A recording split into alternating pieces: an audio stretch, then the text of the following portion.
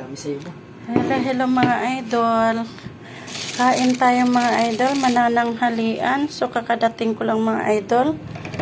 Yan ang pasalubong ko sa aking mag-ama. Aking anak at saka aking asawa. Tsaka nagbili ako ng litson na manok. Ang ganda yung ilasawsawan doon, no? Mang Tomas. Doon to mga idol sa ano na kung binili kiko. Ay.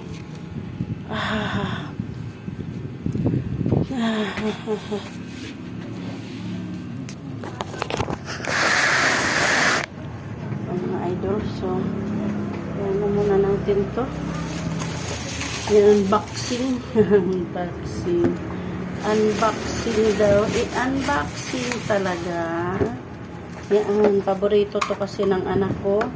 Ang ganitong juice. Mga idol. Yan lagi ang ano niya pagka mag-ano kami mga idol. Magpasok sa school. Kunti lang takpan kami. Ay, ginawa ko mga idol. Grabe talagang init. Kasi alam mo mga idol, naglakad lang ako. Pag-uwi, gawang umandar yung ating pagkakuripot. Pagkakuripot. Umandar ang aking pagkakuripot mga idol. Gawang sayang pa ang pamasahe. Kaya ngayon mga idol, naglakad ako. Tiniis ko ang init mga idol. So ito mga idol, ang ating lechon paksiw. Lechon paksiw. Lechon paksiw na. Iniisip ko kasi pag hindi maubos, lechon paksiw ko. Kaya tuloy sabi ko lechon paksiw. I say, ito na yung ating lechon manok. Ulam namin mga idol, lechon manok. Sa ngayon. Yan. Yan mga idol.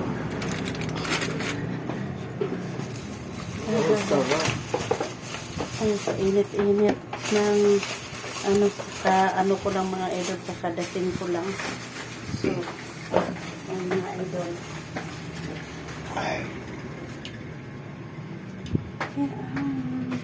Punta daw kaming Bulacan bukas. Hindi ako nakabili ng bangus. Gawang, hindi ako nadiretso doon.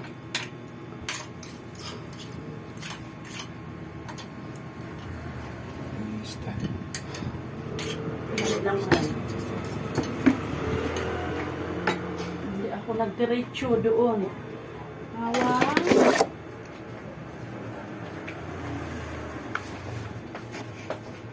Wala na tong tinda doon ngayon. Yan o. Kanyang sausawan. Masarap ang kanyang sausawin.